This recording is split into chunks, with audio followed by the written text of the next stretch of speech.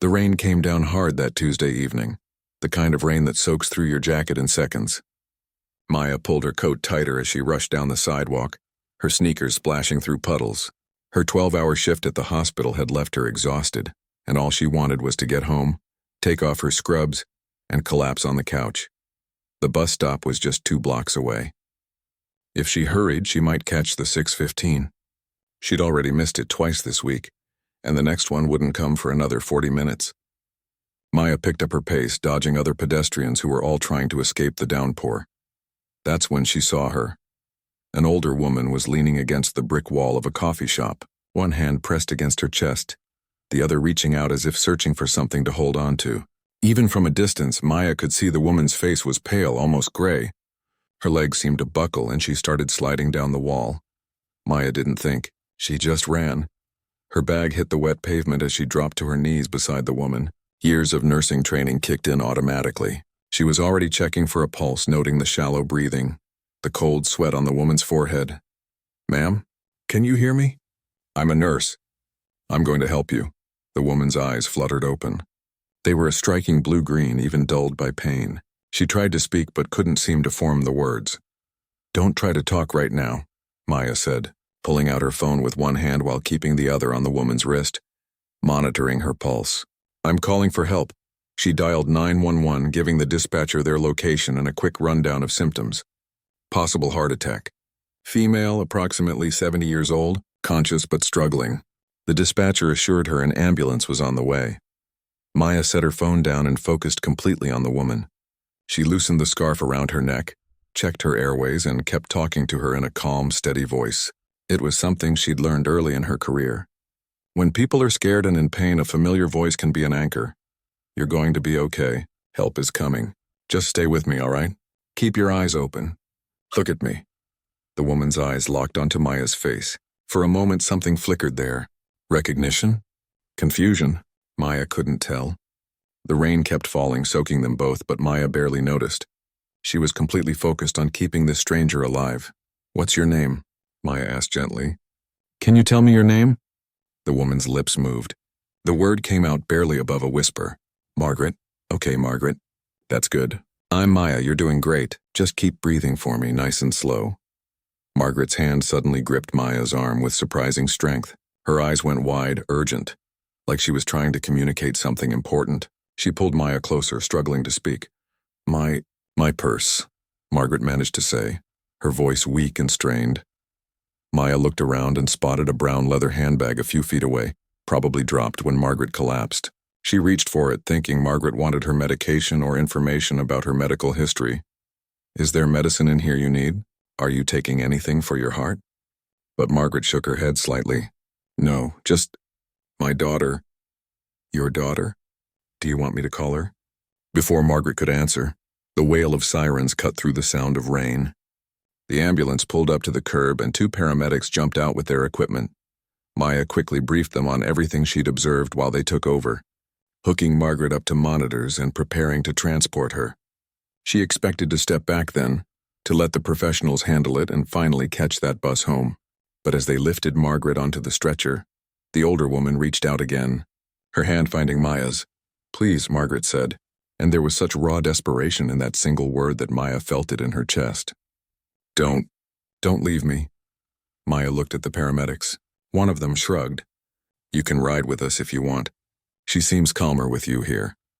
Maya thought about her warm apartment, her dry clothes waiting, the leftover pasta in her fridge. Then she looked at Margaret's frightened face and made her decision in half a second. "I'm coming with you," she told Margaret, squeezing her hand. In the ambulance, Maya sat beside the stretcher while the paramedics worked. She held Margaret's hand and kept up that steady stream of reassuring words. Margaret's vitals were stabilizing, which was a good sign, but she wasn't out of danger yet. "You have someone we can call?" one of the paramedics asked. "Family?" Margaret's eyes filled with tears. She shook her head almost imperceptibly. "No one," the paramedic pressed gently. "No one," Margaret whispered. And the loneliness in those 2 words hit Maya harder than she expected. Maya had seen a lot in her 7 years as a nurse. She'd held the hands of dying patients, comforted families receiving terrible news, and witnessed more sadness than most people see in a lifetime. But something about this moment felt different. Something about Margaret felt personal in a way Maya couldn't explain. At the hospital, Maya stayed while they rushed Margaret into the emergency room. She answered what questions she could for the intake nurse, which wasn't much since she'd only just met Margaret 20 minutes ago on a rainy sidewalk. She waited in the hallway while doctors examined her, and she was still there an hour later when a doctor came out to give an update. "Are you family?" the doctor asked. "No, I just found her. I'm a nurse. I work here actually, but I was off shift." The doctor nodded. "Well, she's lucky you were there. She had a heart attack. We've stabilized her, but she's going to need to stay for observation and probably some procedures. Does she have anyone we can contact?" "She said she doesn't have anyone." The doctor sighed. It was a sound Maya recognized, the sound of someone who'd seen too many lonely people come through these doors. "You can go see her if you want," the doctor said. "She's been asking for you." Maya knew she should go home. She was wet, tired, and hungry, but her feet carried her to Margaret's room anyway. Margaret was awake, propped up in the hospital bed with IV lines running into her arm and monitors beeping softly beside her. She looked small and fragile against the white sheets, but her eyes were alert now, tracking Maya as she entered the room. "You stayed," Margaret said, her voice rough but stronger than before. "Of course I stayed. How are you feeling?" "Like I got hit by a truck." Margaret attempted a weak smile. "But alive. Thanks to you." Maya pulled a chair close to the bed and sat down. "I'm glad I was there." They sat in silence for a moment. Rain continued to drum against the window. Maya noticed details she hadn't seen on the street. Margaret had kind eyes, the kind that crinkled at the corners like she smiled often or used to. She wore a simple pendant around her neck, an antique locket with a bird engraved on it. It looked old and well-loved. "I'm sorry I pulled you into this," Margaret said quietly. "You probably have somewhere to be. Someone waiting for you." "No one's waiting," Maya said. "Just my cat, and she's probably asleep anyway." Margaret studied Maya's face for a long moment. There was that look again, the one Maya had seen on the street. Like Margaret was seeing something that surprised her, something that didn't quite make sense. "You remind me of someone," Margaret said finally, her voice catching slightly. "Yeah? Who's that?" Margaret's eyes grew distant. "Someone I lost a long time ago." Before Maya could ask what she meant, Margaret's expression shifted.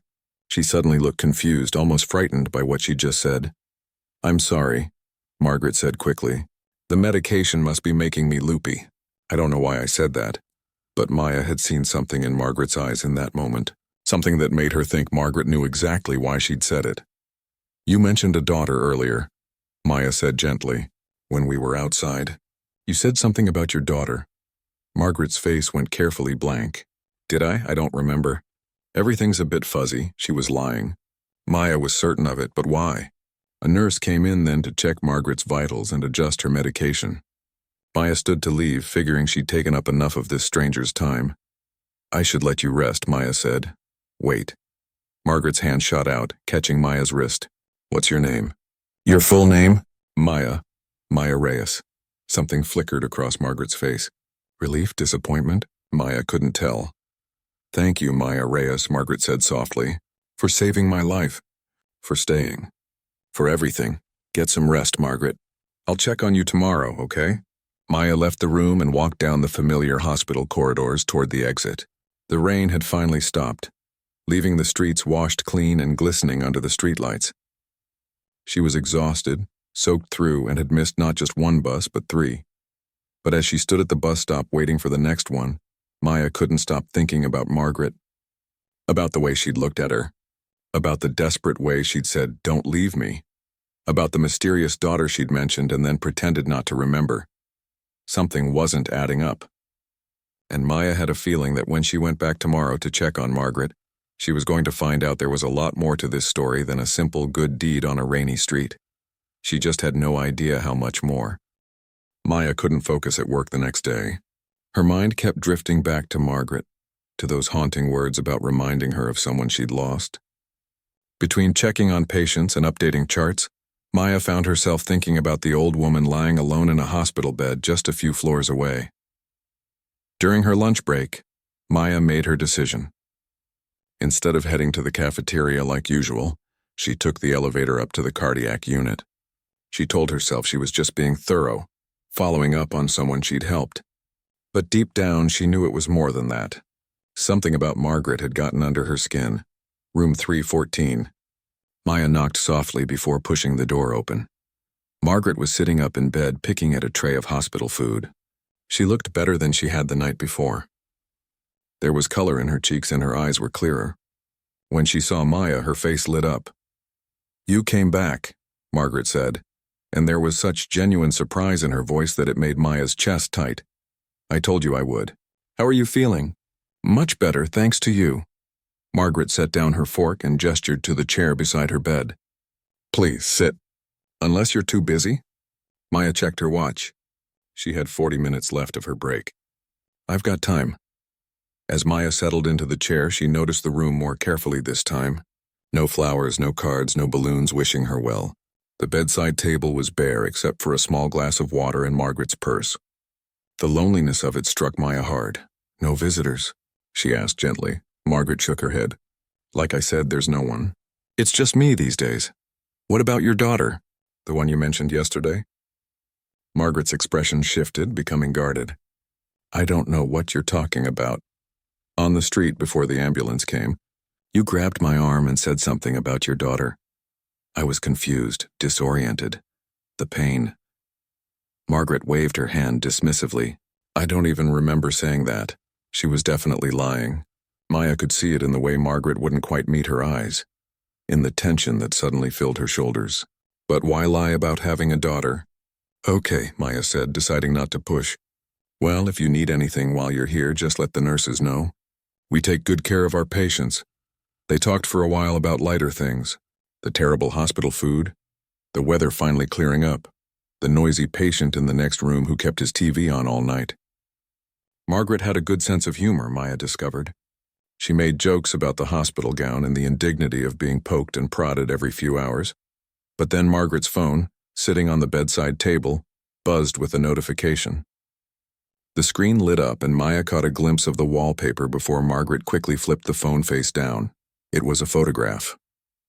An old one from the looks of it, faded and slightly blurry, but Maya had seen enough in that brief second to notice something that made her breath catch. The woman in the photo looked eerily similar to Maya herself. Not identical, but similar enough to be striking. Same dark hair, same shape of face, same wide-set eyes. The woman was younger, maybe 19 or 20, wearing clothes from decades ago, but the resemblance was unmistakable. Margaret had seen Maya notice. Her hand trembled slightly as she reached for the phone and tucked it into her purse. "Who was that?" Maya asked, her voice coming out quieter than she'd intended. "In the photo. Just an old friend. From a long time ago, another lie." Maya was sure of it. An uncomfortable silence settled between them. Margaret suddenly seemed very interested in the IV line in her arm, fiddling with the tape that held it in place. Maya's mind was racing, trying to make sense of what she'd seen. A nurse came in then to check Margaret's vitals, breaking the tension. Maya stood up, suddenly feeling like she was intruding on something she didn't understand. "I should get back to work," Maya said, "but I'm glad you're doing better." "Maya, wait." Margaret's voice stopped her at the door. Thank you for checking on me. You didn't have to do that." "I wanted to," Maya said honestly.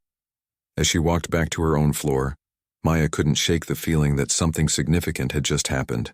That photo, the resemblance, Margaret's obvious discomfort, the mysterious daughter who may or may not exist. What were the chances that Maya would randomly save someone who had a photo of someone who looked so much like her? That evening, after her shift ended, Maya found herself doing something she'd never seriously considered before. She went home, fed her cat, and then pulled out a small cardboard box from the top shelf of her closet. Inside were the few things she had from her adoption. Her adoptive mother, Helen, had given them to her when she turned 18, saying she had a right to know where she came from if she wanted to. But Maya had never felt the need to dig into it. Helen and her late husband Robert had been wonderful parents. She'd had a happy childhood, felt loved and wanted. Why rock the boat by searching for birth parents who had given her up? But now, with Margaret's strange behavior fresh in her mind, Maya found herself curious for the first time.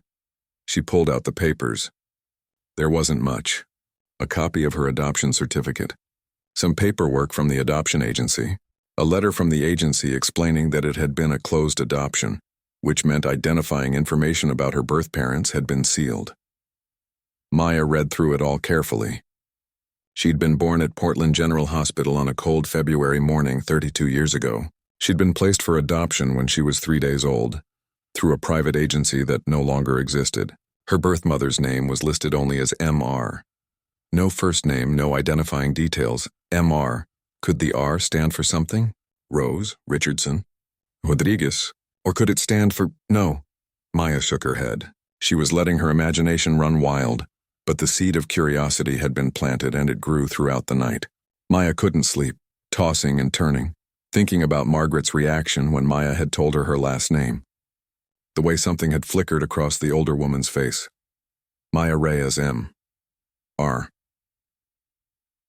The next morning, Maya called in a favor with Linda, who worked in the hospital's records department.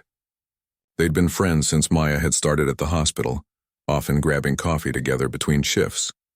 "I need some information on a patient," Maya said, trying to sound casual. "Margaret Sullivan admitted 2 days ago for a heart attack." Linda pulled up the file. "What do you need? Does she have any emergency contacts listed? Any family?" Linda scrolled through the information. "Nope. Says here no living relatives, no emergency contacts. That's sad. Can you see her address? Or where she's from?" Linda gave Maya a questioning look. "Why the interest in this particular patient?" "I'm the one who found her. Helped her before the ambulance came. Just want to make sure she'll be okay when she's discharged." It wasn't exactly a lie. Linda relented, reading off Margaret's address. She lived alone in a small apartment complex on the east side of the city. She'd only been in Portland for 5 years, having moved from Seattle. Before that, the records got fuzzy. "Thanks, Linda, I owe you coffee." "You owe me coffee and answers," Linda called after her, "because that was weird, even for you." Maya visited Margaret every day that week during her breaks. Slowly, the older woman began to open up. She talked about her life in Seattle, about her love of gardening, about the book club she used to belong to. But whenever the conversation drifted toward family or her past beyond the last few years, Margaret would change the subject. It was on the 4th visit that Maya noticed the locket again. Margaret wore it constantly, never took it off even when the nurses suggested she might be more comfortable without jewelry. It was old and ornate, silver with an engraved bird on the front. "That's beautiful," Maya said, nodding toward it. "Looks like an antique." Margaret's hand went to the locket instinctively, protectively. "It is. It's been in my family for generations." "Does it open?" For a moment, Maya thought Margaret wasn't going to answer. Then slowly she reached up and unclasped it. She opened the locket carefully like it was the most precious thing in the world, and showed Maya what was inside. On one side was a tiny photograph of a baby, on the other side a lock of dark hair tied with a blue ribbon. "My daughter," Margaret said softly, and this time she didn't pretend not to remember. Maya's heart hammered in her chest. "I thought you said you didn't have a daughter." "I said I don't have anyone." "That's true." Margaret's eyes filled with tears. "I gave her up for adoption when she was 3 days old. 32 years ago. I haven't seen her since." The room seemed to tilt. 32 years ago. 3 days old. "Margaret," Maya said carefully, "where was she born?" "Here, Portland General Hospital. February 15th, 1993, at 6:23 in the morning." Maya felt like all the air had been sucked out of the room. That was her birthday. That was her birth time. That was this very hospital. "Why are you telling me this?" Maya whispered. Margaret looked at her with those blue-green eyes so full of pain and hope and fear. "Because from the moment I saw you on that street, I felt something. And then when you told me your name, your last name, I thought maybe, but I told myself I was being ridiculous, that it was impossible. Margaret, I know it's crazy. I know the odds are astronomical. But I can't stop seeing it. You have my eyes, the same eyes my daughter had when they took her away from me. And you have your father's face, his dark hair, and your last name, your initials." Maya stood up abruptly, her chair scraping against the floor. This was too much, too fast, too impossible. "I need to go," she said. "Maya, please, I'll come back. I need some air." Maya practically ran out of the room, her mind spinning. It couldn't be possible. Could it? What were the chances? Millions to one. Billions to one. But as she stood in the hallway, trying to catch her breath, trying to think rationally, She couldn't deny the facts lining up in her head. A daughter given up 32 years ago. Born at this hospital on Maya's exact birthday. At her exact birth time. With initials MR and a resemblance that even Maya had noticed in that photograph. Maya pulled out her phone with shaking hands and scrolled through her contacts until she found her adoptive mother's number. Helen answered on the second ring. Maya, sweetie, is everything okay? Mom, Maya said, her voice unsteady. I need to ask you something about my adoption. Of course. What is it? Do you know anything about my birth mother? Anything at all? Even if you weren't supposed to tell me? There was a long pause on the other end of the line. Then Helen sighed. I was wondering when you'd ask, she said softly. The agency didn't give us much. But there was one thing. The social worker let it slip once that your birth mother was only 19. A college student.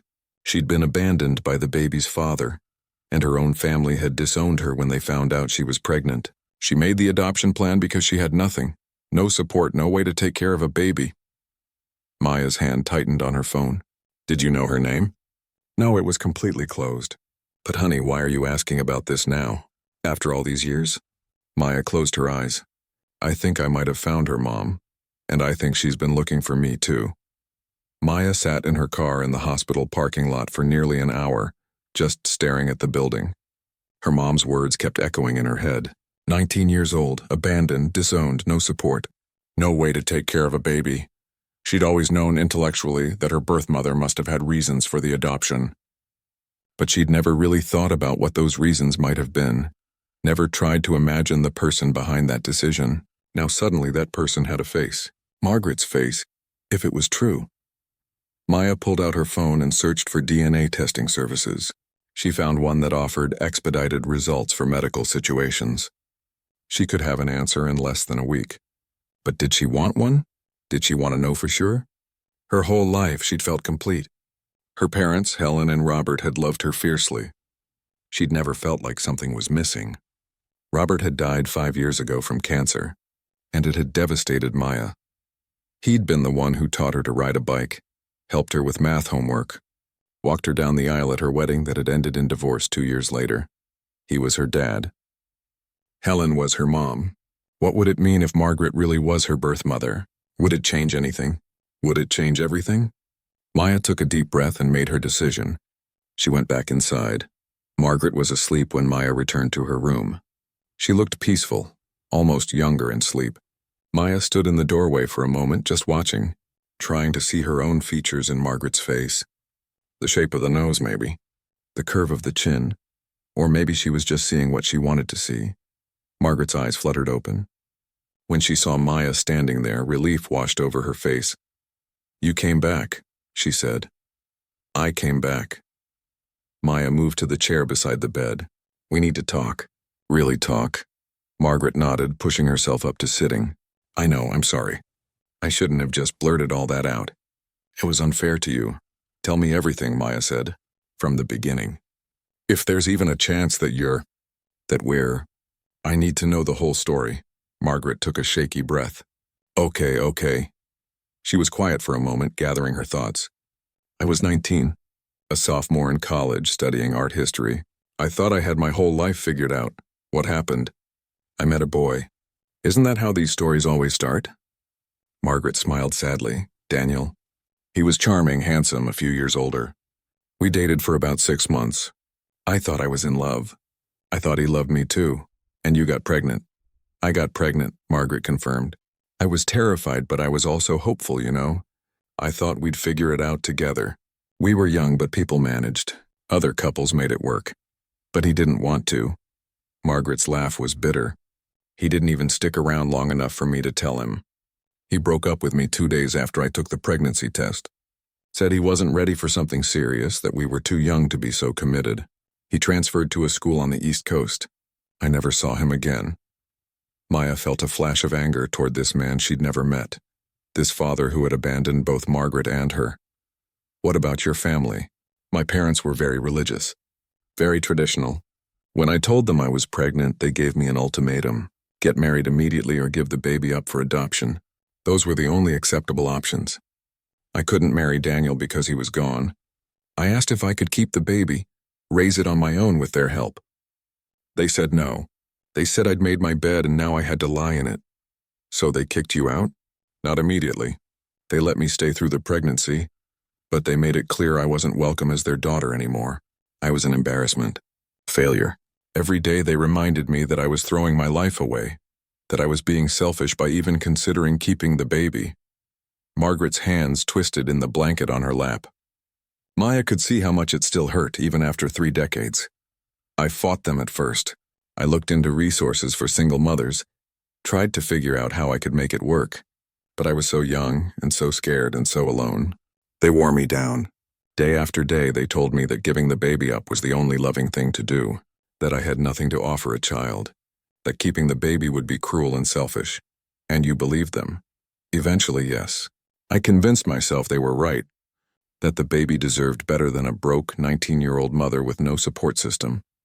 I went through a private adoption agency. They found a couple who seemed perfect. Established, financially secure, desperate for a child. The agency said the baby would have everything I couldn't provide.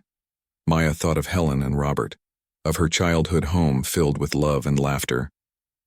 Margaret had been right about that part, at least. Maya had been given so much. What happened after? I had the baby, a girl, at 6:23 in the morning on February 15th. They let me hold her for about 10 minutes. She had dark hair and the most beautiful eyes. Blue-green like mine. She had a tiny birthmark behind her left ear, shaped like a strawberry. Margaret looked at Maya.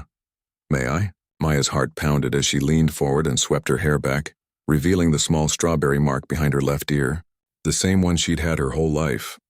Margaret gasped softly, her hand coming up to cover her mouth. Tears spilled down her cheeks. I held her and I memorized everything about her. Margaret continued, her voice breaking. Every tiny finger, every soft breath. I kissed her forehead and I told her I loved her. I told her I was sorry, and then they took her away and I never saw her again. What did you do after that? I fell apart, Margaret said simply. I dropped out of college. My parents wanted nothing to do with me.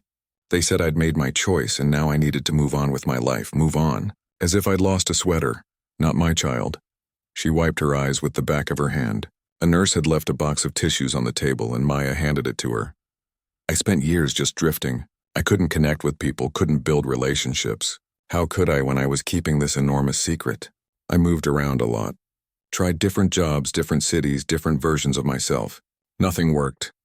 There was always this hole, this missing piece. Did you ever try to find her? Find me? Maya asked, then caught herself. Find your daughter, I mean. We still don't know for sure that it's me. Margaret gave her a look that said they both knew better, but she continued her story. I tried. When my daughter turned 18, I contacted the adoption agency.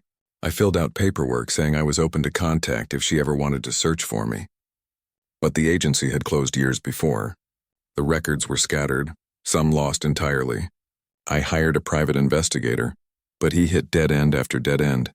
Closed adoptions from that era are nearly impossible to crack. How did you end up in Portland? 5 years ago, I decided to move back. I thought if my daughter ever did try to find me, she might come here, to where she was born. It was a long shot, but it was something. I got a job at a library, tried to build a quiet life, and I waited. I kept hoping that somehow, someday, I'd get a second chance. Maya's mind was spinning. The day I found you on the street. Did you know? Did you recognize me? No, Margaret said firmly. I promise you I had no idea. I was having a heart attack, I was terrified and disoriented. But when you were helping me, keeping me calm, I remember looking at your face and feeling something. Like déjà vu, but stronger. And then when you said your name was Maya Reyes, M.R., same initials as mine, Margaret Roberts, I thought my heart might stop for a different reason. Why didn't you say something right away? Because I was afraid, Margaret admitted. Afraid I was wrong and I'd look like a crazy old woman. Afraid I was right and you'd hate me for giving you up.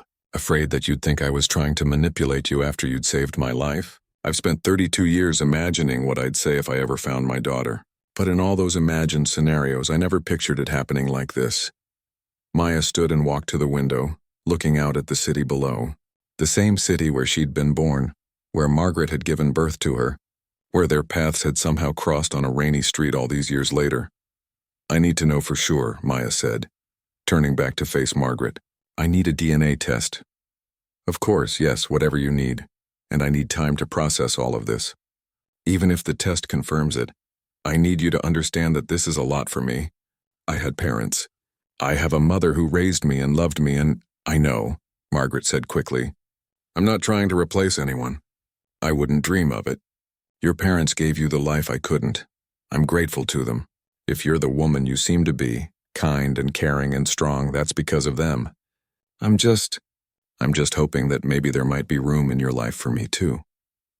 Even if it's just as friends. Let's just take it one step at a time, Maya said. First, the test. She arranged for the DNA testing that same day. The hospital lab could process it, though they'd normally send it to an outside facility. Maya called in another favor, this time with a friend in the genetics department. He agreed to rush it. Should take about 5 days, he said. You sure you want to know? Maya thought about it. Really thought about it. She could walk away right now, go back to her normal life and never wonder. But the truth was she was already in too deep. She needed to know, I'm sure. The next 5 days were the longest of Maya's life. She went through the motions at work, but her mind was elsewhere. She talked to Helen on the phone, warning her about what might be coming. True to form, her mom was supportive and understanding. If Margaret is your birth mother, I'd like to meet her, Helen said. I'd like to thank her for the greatest gift she ever gave me. You. Maya visited Margaret every day, but they didn't talk about the possibility hanging between them.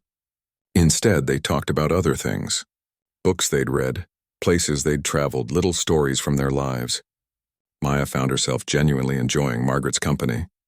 The older woman was funny and insightful, with a self-deprecating sense of humor that Maya appreciated. On the 5th day, Maya's friend from genetics called her. She was in the middle of checking a patient's vitals when her phone buzzed. She stepped out into the hallway. The results are in, he said. Do you want me to email them or do you want to come down? Just tell me, Maya said, her heart hammering. There was a pause. Then, it's a match. Probability of maternity is 99.9%. Maya, she's your mother. Maya leaned against the wall, feeling like her legs might give out. She'd been expecting it, had been almost certain, but hearing it confirmed was different. It made it real. Maya, you okay? Yeah, I'm okay. Thanks for rushing this. She ended the call and stood there for a long moment, just breathing. Then she walked to the elevator and pressed the button for Margaret's floor. Margaret was sitting up in bed doing a crossword puzzle. She looked up when Maya entered and the pencil dropped from her hand. You know, Margaret said. It wasn't a question. I know, Maya confirmed. The test came back. You're my birth mother. For a moment, neither of them moved. Then Margaret started crying, really crying. Her whole body shaking with sobs that seemed to come from somewhere deep inside. Maya moved to the bed and, without really thinking about it, wrapped her arms around Margaret. And Margaret held on like she'd been waiting 32 years for this moment, which she had. I'm sorry, Margaret kept saying. I'm so sorry. I should have found a way. I should have fought harder. You did what you thought was best, Maya said, surprising herself. You were 19 and alone and terrified. You made an impossible choice and it gave me a good life. You don't have to apologize for that. They stayed like that for a long time, holding each other while 32 years of wondering and searching and hoping finally came to an end. Maya felt tears on her own cheeks, though she couldn't have said exactly what emotion they came from. Grief for the years lost? Joy at finding each other? Relief that the wondering was over? Maybe all of it. Maybe none of it mattered. When they finally pulled apart, Margaret cupped Maya's face in her hands, studying her like she was trying to memorize every detail. I can't believe you found me, Margaret said. I can't believe that out of everyone in this city it was you who was there when I needed help. What are the odds? Maya laughed shakily. Impossible odds. Astronomical odds. Maybe it was fate, Margaret said softly. Maybe some things are just meant to be. The days following the DNA test results felt surreal to Maya. She'd go about her normal routine, checking patients, updating charts, grabbing coffee between shifts, and then remember, I found my birth mother. Or rather, she found me, or we found each other. However it had happened, it still didn't feel quite real. Margaret was discharged from the hospital a week after the test results came back. The doctors had stabilized her condition with medication, and made plans for her to see a cardiologist regularly. Maya helped her get home, driving her to the small apartment on the east side of the city. The apartment was neat but sparse. Minimal furniture, mostly books and plants. Photos lined one bookshelf, but Margaret turned them face down when Maya came in. She wasn't ready to share everything yet, and Maya understood. They were both trying to figure out how to navigate this strange new relationship. "It's not much," Margaret said, sounding almost apologetic. "It's nice," Maya said honestly.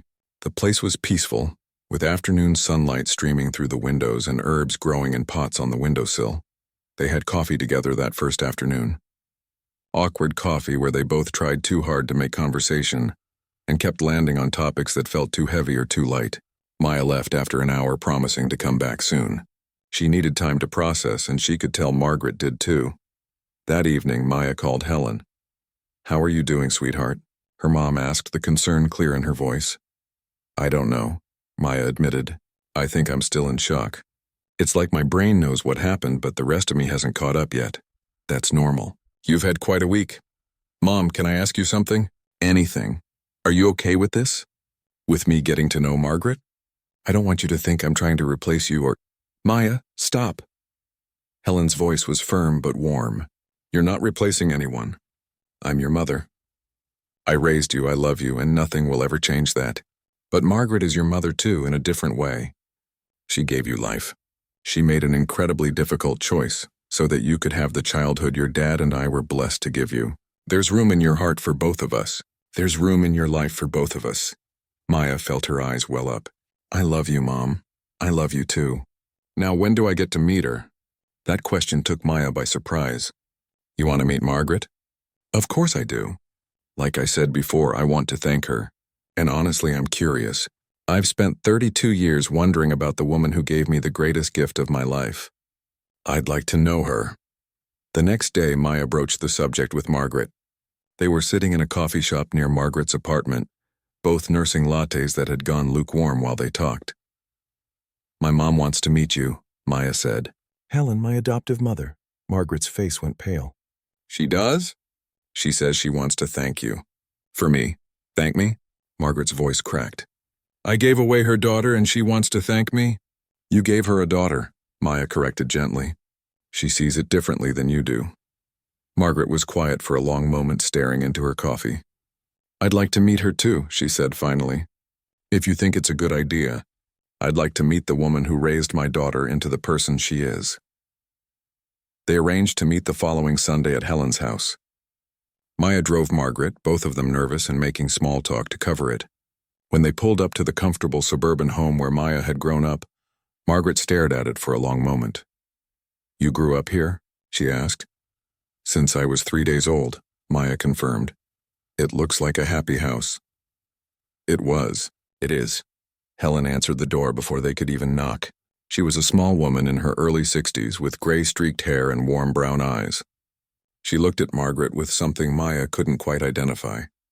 Not judgment, not pity, something softer. "Margaret," Helen said, "I'm so glad to finally meet you." She pulled Margaret into a hug. Margaret stood frozen for a second, clearly not expecting this reception, then slowly returned the embrace. When they pulled apart, both women had tears in their eyes. "Come in, please," Helen said, ushering them inside. "I made coffee and there's pie. Apple pie. It's Maya's favorite." They sat in the living room, and if the situation was awkward, Helen had a gift for smoothing over uncomfortable moments. She asked Margaret about her work at the library, about her apartment, about Portland. Easy questions that didn't require diving into deep emotions. But eventually, inevitably, the conversation turned to Maya. "What was she like?" Margaret asked quietly. "Growing up? What kind of child was she?" Helen smiled. "Curious about everything. She'd ask 1,000 questions a day. Why is the sky blue? Where do birds go at night? How do plants know to grow toward the sun? My husband Robert used to joke that we needed to get her an encyclopedia just to keep up. She asked me 1,000,000 questions at the hospital too," Margaret said, and they both laughed. "She was kind," Helen continued, "even as a little girl. She'd cry if she saw someone else crying, even on TV. When she was 6, she used her allowance to buy food for homeless people we'd pass on the street. She always had this sense that she needed to help people. That's why she became a nurse," Margaret said. That's why she became a nurse, Helen confirmed. Though I worried about her sometimes. She cares so much about everyone else that she forgets to take care of herself. I'm right here, Maya protested. You both know I can hear you, right? They laughed and some of the tension eased. Margaret asked to see photos and Helen brought out album after album. Maya as a baby, learning to walk. Maya on her first day of school. Maya at her high school graduation. Maya in her wedding dress, married to the man she'd later divorce. Margaret looked at each photo like it was precious. She traced Maya's face in picture after picture. 3 decades of life she'd missed compressed into pages of memories. She was beautiful, Margaret whispered. She is beautiful, Helen corrected. I meant as a child, but yes, she is. Look, Helen said, flipping to a particular photo. This was her 5th birthday party. See that smile? She'd lost her front tooth the week before and was so excited to show everyone. Margaret laughed through her tears. She looked so happy. She is. Margaret, I need you to know something. Helen set down the album and looked directly at Margaret. You made the right choice. Margaret's breath caught. I mean it, Helen continued. I know you've probably spent 32 years wondering, probably torturing yourself over whether you did the right thing. But you did. You gave Maya life and then you gave her to people who could give her the childhood she deserved. That took incredible courage and incredible love. I've regretted it every day, Margaret admitted. I know, but you shouldn't look at her. Helen gestured to Maya, sitting between them. She's healthy, happy, successful, kind. She's everything any mother could hope for. And yes, Robert and I raised her, but she's also you. That kindness, that instinct to help others, that determination. That's from you too. Margaret couldn't speak. She just nodded, tears streaming down her face. The afternoon stretched into evening. They ordered pizza, which felt both mundane and momentous. 3 women, connected by one person in 3 different ways, sharing a meal like it was the most natural thing in the world. Helen showed Margaret Maya's childhood bedroom, preserved mostly as it had been. The books on the shelves, the posters on the walls, the collection of shells from family beach trips. Margaret stood in the doorway, taking it all in. Thank you, she said to Helen, for loving her, for giving her all of this, for being the mother I couldn't be. You are a mother, Helen said firmly. Being a mother isn't about who raises the child. It's about making choices out of love, even impossible choices. You've been her mother since the day she was born. We just got to do the day-to-day parts. But the love? That was always there. Over the next few weeks, Maya found herself spending more time with Margaret. They'd meet for coffee, go for walks, visit bookstores. Slowly, they started filling in the blanks of each other's lives. Margaret talked about the years after the adoption, the therapy she'd eventually gotten, the support group for birth mothers she'd found, the long, painful process of forgiving herself and trying to move forward. Maya talked about her childhood, her career, her failed marriage. She told Margaret about Robert, about how he'd died and how much she still missed him. I wish I could have met him, Margaret said. I wish I could have thanked him too. He would have liked you, Maya said, and realized it was true. One evening, Maya brought her children to meet Margaret. 2 kids from her failed marriage, Lily, age 7, and Jake, age 5. She'd been nervous about how to explain Margaret to them. This is Margaret, Maya said. She's my birth mother, which makes her your grandmother. The kids, with the beautiful simplicity of children, just accepted it. Jake immediately climbed into Margaret's lap and started telling her about his dinosaur collection. Lily wanted to know if Margaret liked to paint because Lily liked to paint. I love to paint, Margaret said, her voice thick with emotion. Maybe we could paint together sometime. Watching Margaret with her grandchildren, seeing how natural she was with them, Maya felt something shift. This wasn't about replacing anyone or rewriting the past. It was about expanding the present, about making room for more love, more family, more connection. Later that night, after the kids were in bed, Maya sat with Margaret on the apartment balcony. The city lights twinkled below them and the air was cool but comfortable. I want you to know something, Maya said. I'm glad it was you. On that street. I'm glad I was the one who found you. So am I, Margaret said softly. I spent my whole life thinking I was complete. I had my parents, my family. I didn't feel like anything was missing. But now knowing you, having you in my life, it's like finding a piece I didn't know I'd lost. I know what you mean. I've spent 32 years with this hole in my heart. I thought nothing could fill it. But being here with you, meeting your kids, meeting Helen, it's not that the pain is gone. I don't think it ever will be completely, but for the first time I can breathe around it. I can see that something good came from that terrible choice I had to make. They sat in comfortable silence for a while. Then Margaret spoke again. You know what the strangest part is? If I hadn't had that heart attack, if you hadn't been walking by at that exact moment, we might never have found each other. I could have lived the rest of my life not knowing if you were okay, if you were happy, if you ever thought about me. I did think about you, Maya admitted. Not often, but sometimes. Usually on my birthday. I'd wonder what you were doing if you thought about me too. If you regretted giving me up or if you'd moved on with your life. I thought about you every day, Margaret said. Every single day. On your birthday, I'd imagine what you might be doing. When you were 5, I imagined you starting kindergarten. When you were 16, I imagined you learning to drive. When you were 25, I imagined you might be getting married, starting a career. I was always wondering, always hoping you were happy. I was happy, Maya said. I had a good life. I still do. And now it's even better because you're in it. 6 months after that rainy evening when Maya had first helped Margaret, life had settled into a new normal. It wasn't always easy. There were awkward moments, misunderstandings, and times when Maya felt caught between two mothers who both loved her. But mostly it was good, better than good. Margaret had become a regular presence in Maya's life and in her children's lives.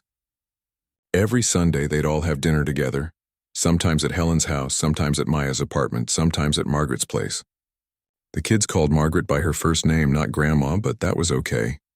Labels didn't matter as much as the relationships themselves. Margaret taught Lily how to paint watercolors.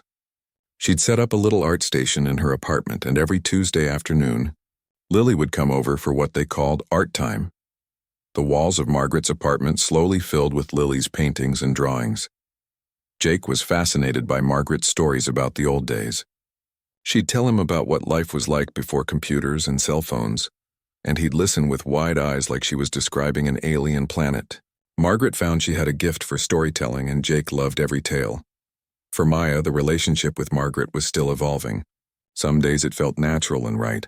Other days it felt strange to be getting to know her birth mother at age 32. But they kept showing up for each other, kept trying, and slowly the awkwardness faded. Helen and Margaret had formed an unlikely friendship too. They'd meet for lunch once a month, just the two of them, talking about everything and nothing. Maya had worried at first about how Helen might really feel beneath her supportive exterior, but Helen seemed genuinely happy to have Margaret in their lives. She's good for you, Helen told Maya one day. I can see it.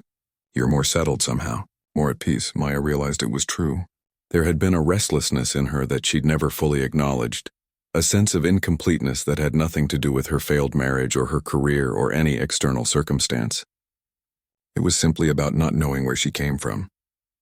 Now she knew, and that knowledge had given her a foundation she hadn't realized she was missing.